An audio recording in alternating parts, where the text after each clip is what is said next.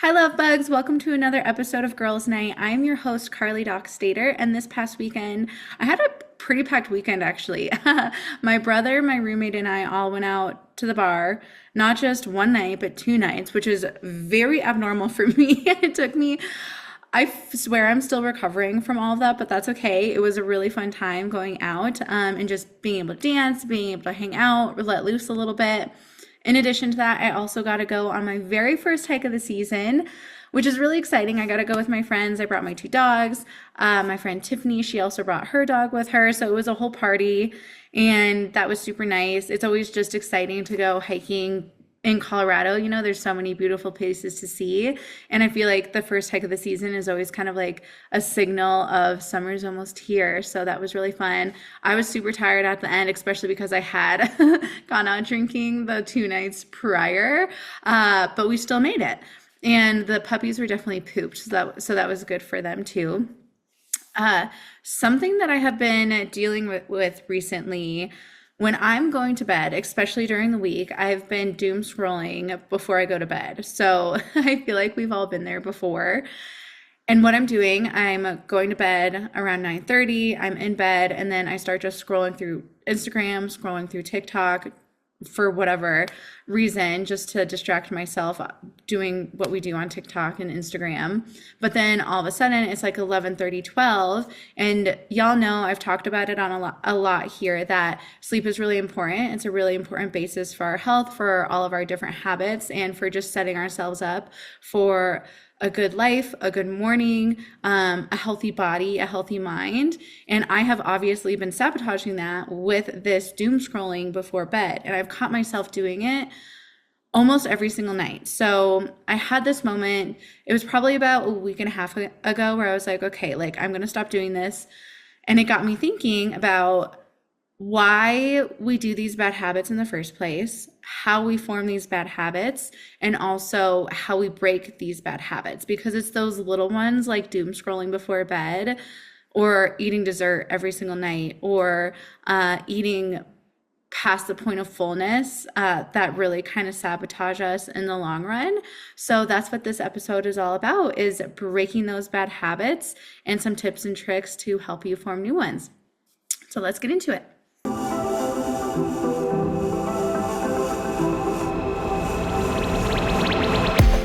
Hi everyone! Life can get a little crazy, so let's talk about it. If you're ready to dive deeper, talk about what really matters, and feel a little more empowered, then you're in the right place.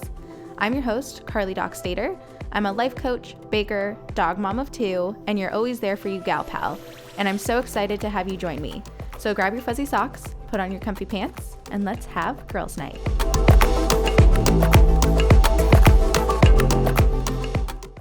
So before we get into the tips and the tricks for actually breaking a bad habit, I think it's important to go over how bad habits are formed in the first place. So when we're thinking about a bad habit, it has a lot to do with repetition, with routine, and with the neural pathways that we're building in our brain. So bad habits are developed through a combination of different factors, like repetition, as I said, rewarding ourselves for those bad habits. And really they kind of come because, in the first place, because there are these coping mechanisms for stress or for boredom, for anxiety, for depression, for those different things. That's kind of how we start this in the first place.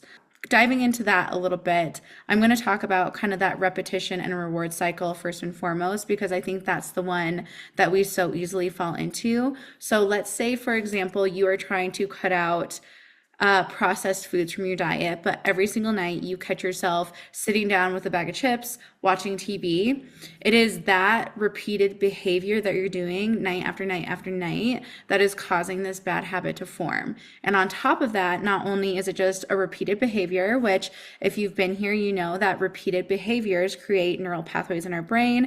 And every time you repeat that behavior, it strengthens that specific neural pathway in the brain, right? So every time that you are sitting down on the couch eating those chips, you are telling your brain, and you are signaling to your brain, like, this is good, this is safe, this is what we're doing at this exact time every single day of the week, right? In addition to that repetition, you are also rewarding that bad behavior, because We know already that things like processed food, sugar, things like TikTok, in my case, they give your brain and your body these little dopamine hits. So every time that you're sitting down with that bag of chips at that same time of day, watching your show, you're also giving yourself a reward for doing that behavior. So if you have a dog, you know that when you're training a dog, treats do wonders for training your dog, right? It's the same type of thing. You're rewarding them for their good behavior, but in this case, you are rewarding yourself for your bad behavior. So you are training yourself to do something that you do not actually want to do. So moving on, I want to talk about stress and boredom and anxiety and depression a little bit too, because those are different triggers for these bad habits often. So what comes to mind is overeating, maybe binge eating, maybe smoking. We all know that person that goes out and lights a cig just because they're feeling a little bit stressed. For me, in college especially, I struggled a lot with these binge and restricting cycles. So that's a different conversation, but the binge eating to begin with always was triggered by me feeling like emotionally unstable. So when I was feeling very stressed or where I was feeling very anxious and overwhelmed is when I would go and I would do these binge and restrict cycles. But the binging was kind of like the first step of that, and that's one of those bad habits that is triggered as a coping mechanism for those different those like icky feelings that we don't want to feel. And again, this is related to our reward system in our brain. So going back to that first point, how you are rewarding your bad behavior, the reason that you turn to these bad habits is because your body and your brain knows that you're going to get that dopamine hit after you do that bad habit. So it is relieving some of the pressure of that bad feeling that you do not want to feel. So that's kind of why your body kicks back to that bad habit, because it gives you that temporary relief. But as we all know, the temporary relief just in the short term, lots of times snowballs and builds up to bigger issues down the road. And so all of this can kind of be considered what we call a habit loop. So if you're familiar with the brain body connection, it's kind of like this feedback loop that goes back and forth with each other. This habit loop works much the same. So when you're sitting there at night, going back to the processed foods, maybe you're eating chips every single night on the couch. When you sit down on the couch at that time and you turn on your show, that is a trigger to your subconscious brain. Even if you don't consciously want to go and snack, that is a subconscious trigger to your brain to go and to start craving those things. And it's kind of like when you exercise in the morning, this is the opposite, right? So when you first start exercising, you feel really tired because your body's not used to it, but then your body gets used to that routine and it actually starts to pump up these different chemicals prior to when you normally work out so that your body is primed for the workout in the long run. So that's a good example of how our body helps us in this instance. But when we have those bad habits, then our body is kind of priming us to be prepared for those bad habits as well. So keeping all of that in mind, that's kind of the why behind why we form bad habits.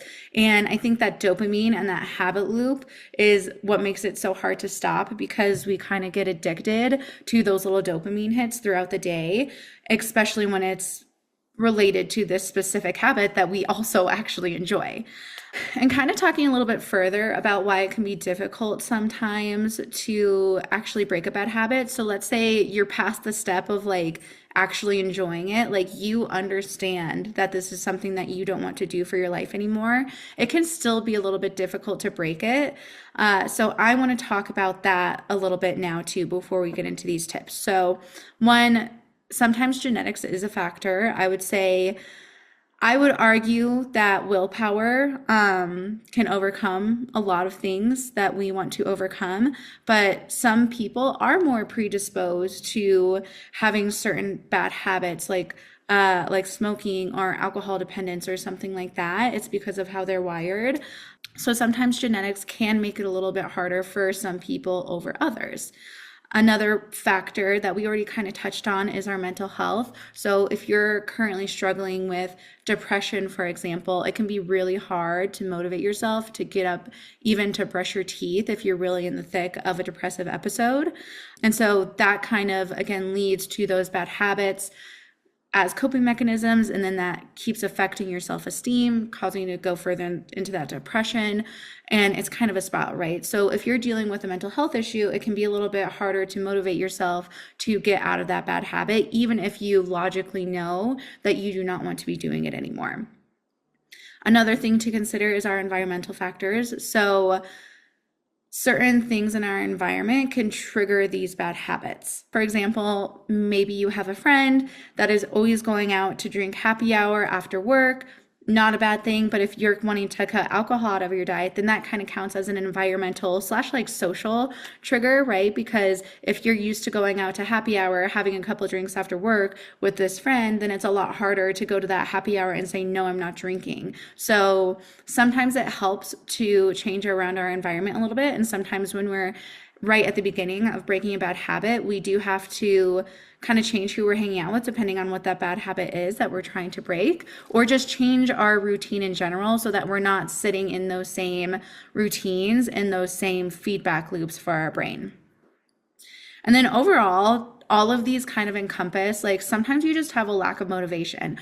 Obviously, those different factors that we just went through can exacerbate that lack of motivation. But if you have a lack of motivation in general, then it's going to be harder to make that change, because on a good day with someone that is very well equipped with a lot of tools, change can be really hard because change can be really scary. And for our subconscious brains, change is something that flashes like unsafe, unsafe, unsafe, just because of the unfamiliarity of it. So if you're already lacking that motivation on top of our bodies just biologically being wired to look for familiar things and stay in familiar patterns, then that's going to make it a little bit harder for you to break that bad habit.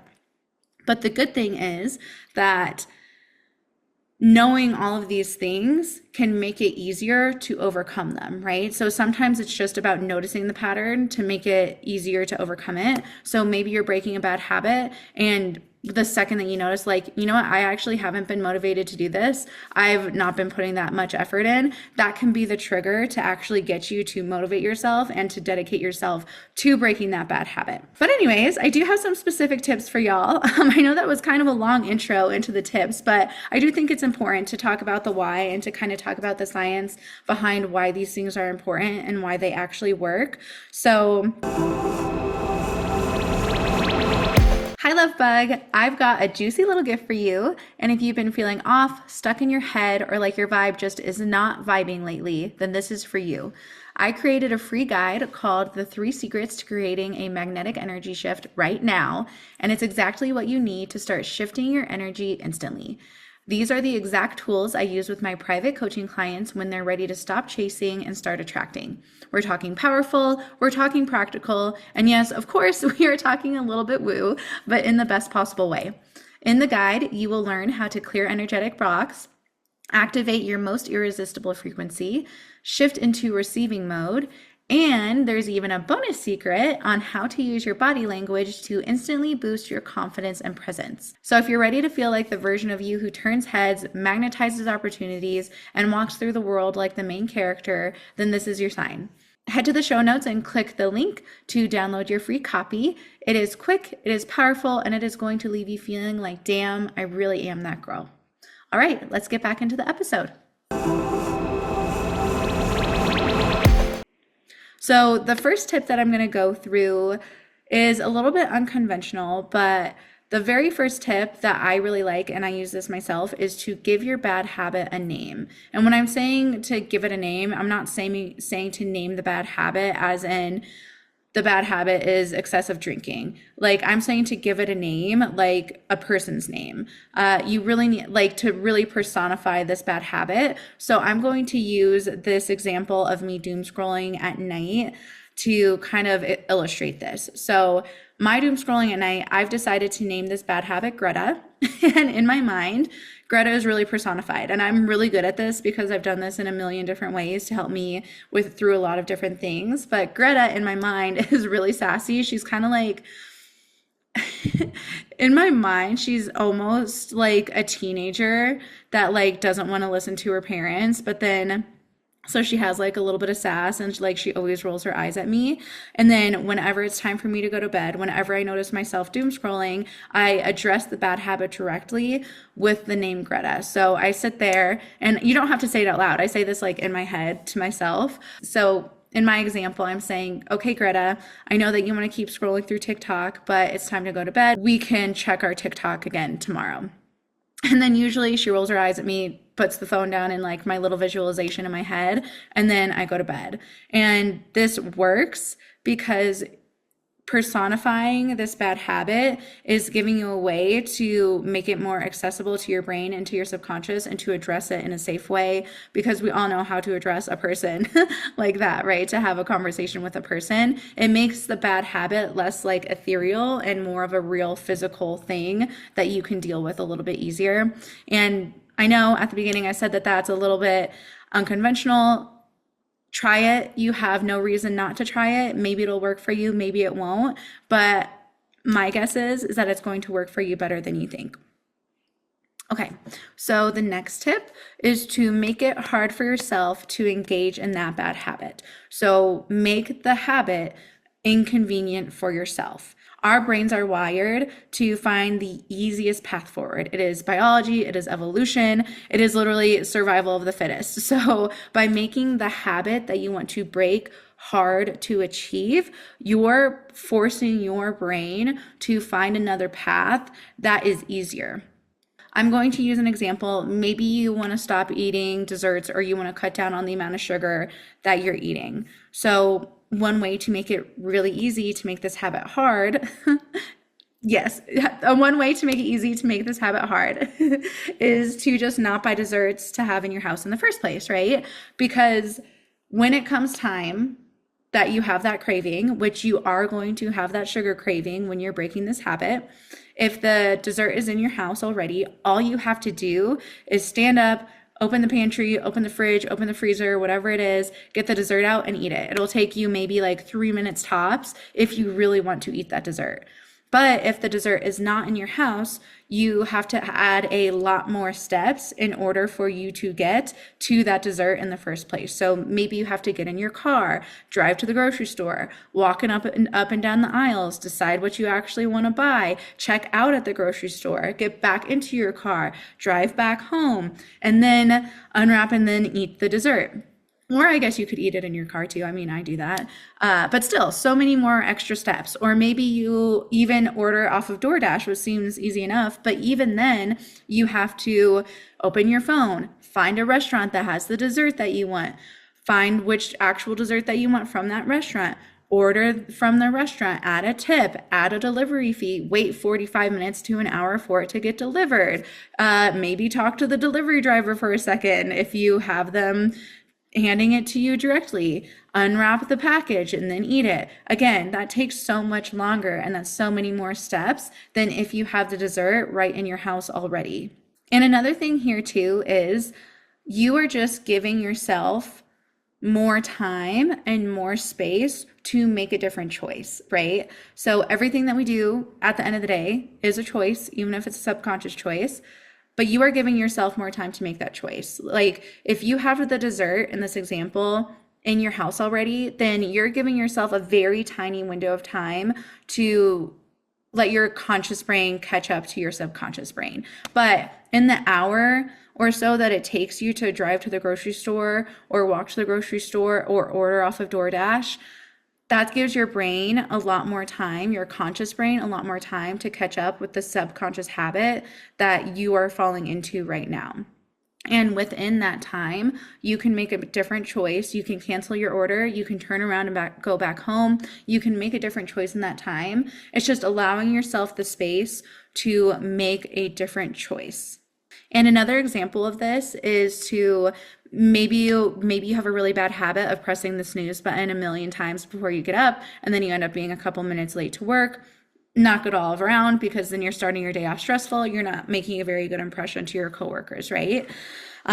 One way to break this habit and to make it extra hard on yourself is to not use the alarm clock on your phone, but rather to set like an actual physical alarm clock. Buy one from Amazon, buy one from Walmart, and set it across the room, because if it's set across the room, you can't just roll over and press the snooze button. You're actually going to physically have to get up out of bed, walk across the room, turn off the alarm clock, and then get back into bed to go back to sleep. And by the time you've done all of those movements, your body is already probably awake.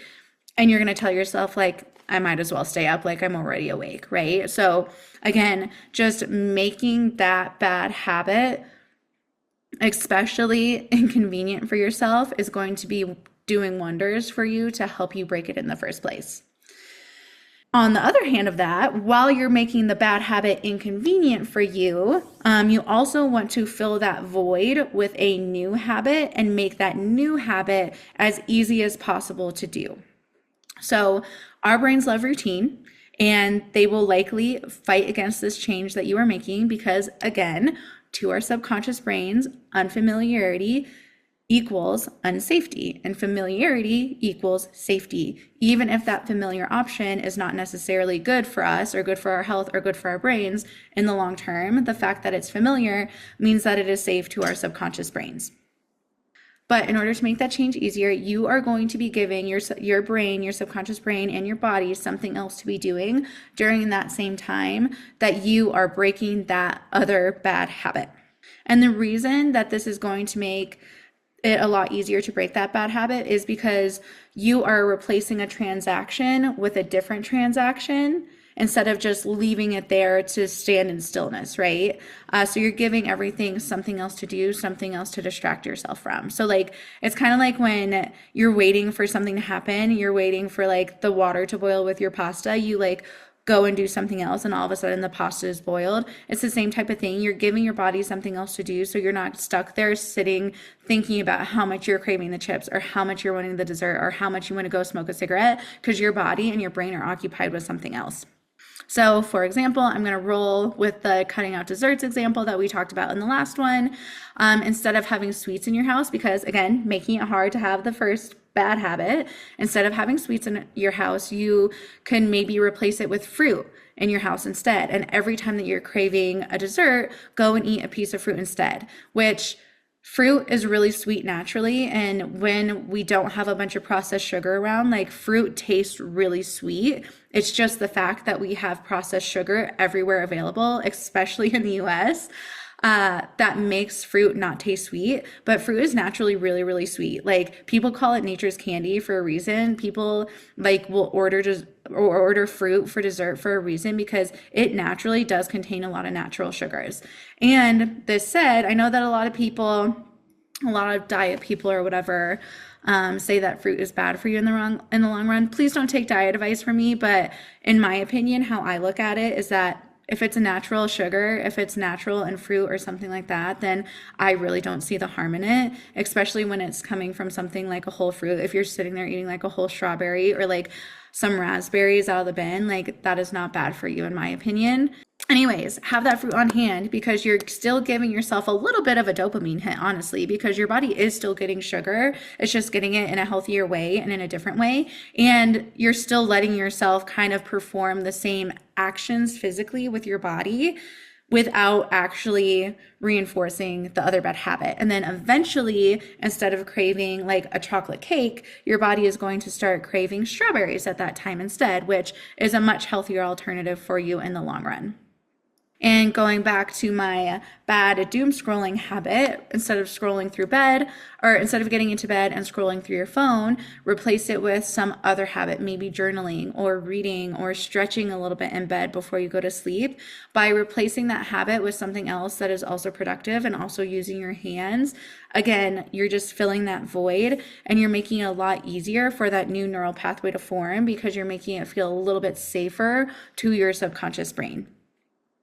Okay, my next tip is to find an accountability buddy. And I know this is old school advice, right? Like we always had accountability buddies in like school and elementary school with everything that we do. Everybody's like, find an accountability buddy.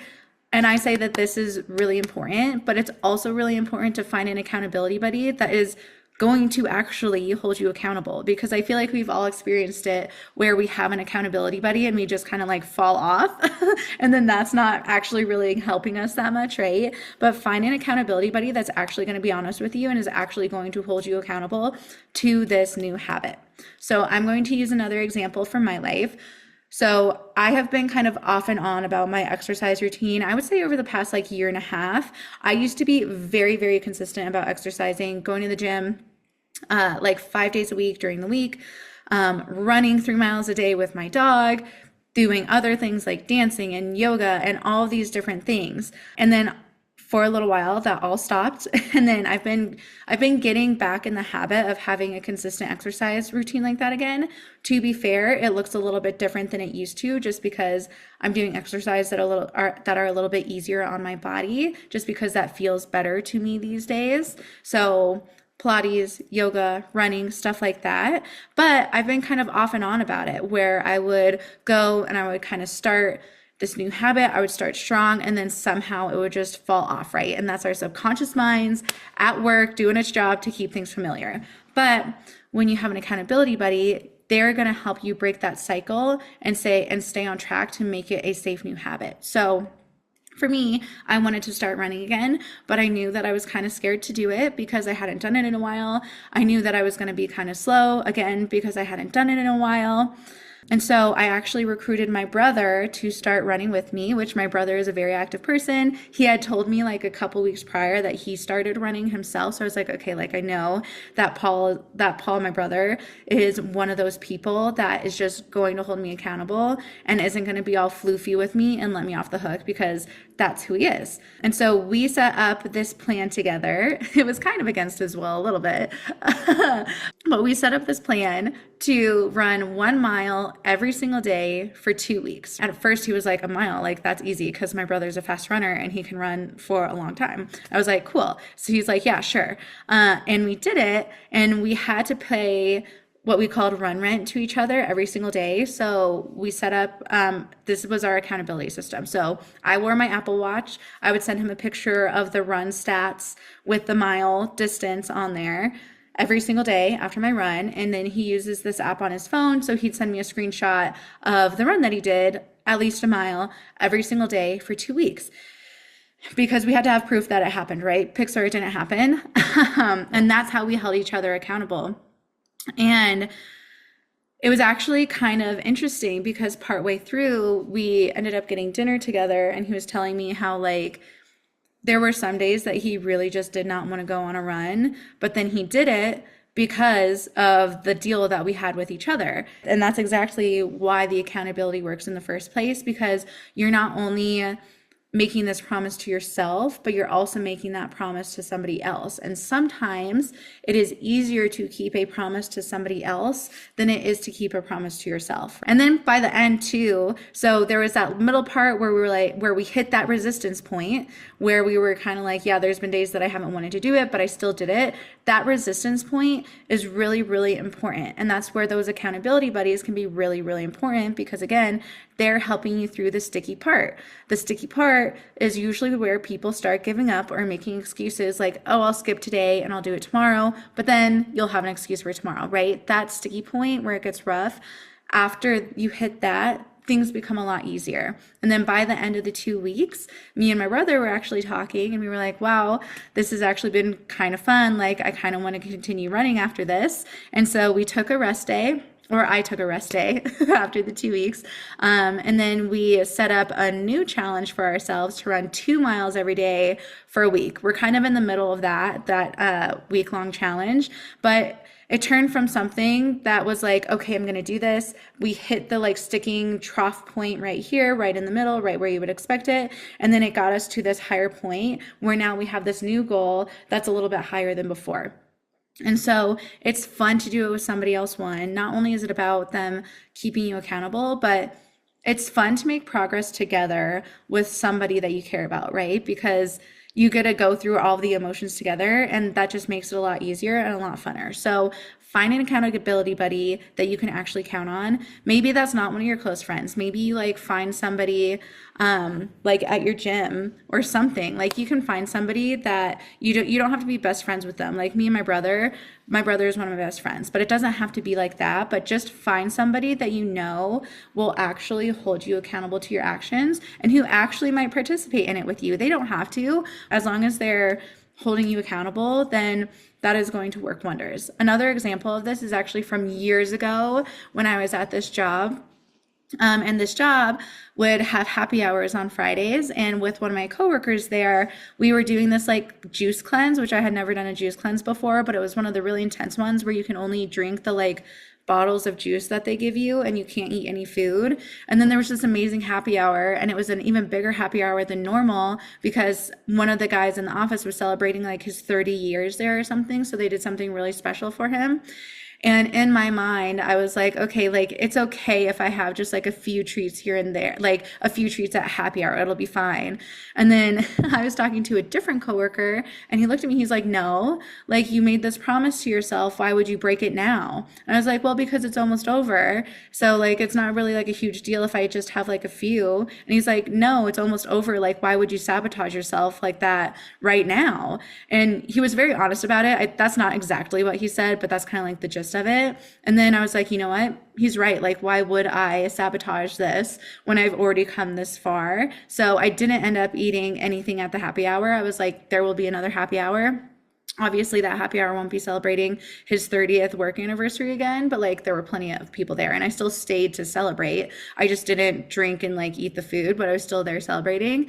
But having somebody like that, even if it's just like a coworker to keep you on track and like call you out when you're about to mess up your bad habit, will do wonders for breaking that bad habit. And then on that same note, just remember that it only takes 14 days to form a new habit. So that means you are only 14 days away from that life that you've been wanting and from being that person that you have wanted to be. 14 days is such a short amount of time. Like, it is such a short amount of time, especially in the grand scheme of our life. 14 days is easy peasy. Every single day in that 14 days, you are becoming a new person. Even though it's incremental change adds up really quickly. So by the end of that 14 days, you are going to feel like a completely new person.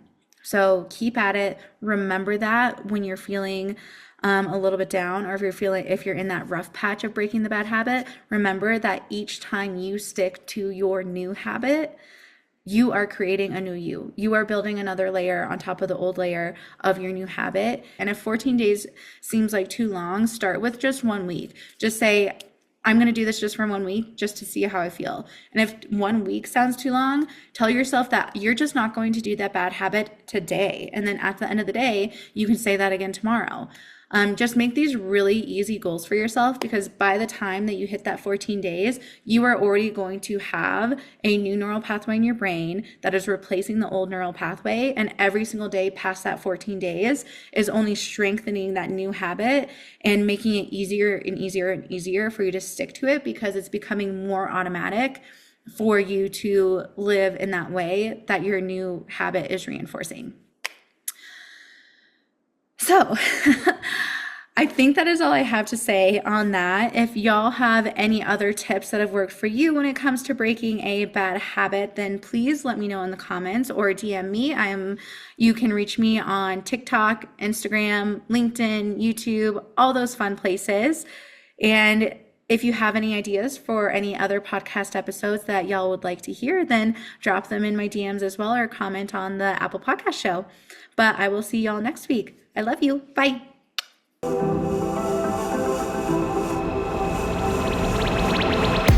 Thanks for listening. I hope you enjoyed the episode. If you liked what you heard, then go ahead and subscribe so you get updates with us every week. You can also follow us on Instagram at KRC Coaching. If you're interested in working one-on-one, then go ahead and visit our website, krccoaching.com, to book your first 30-minute session for free. All right, thanks so much, you guys. Love you. Bye.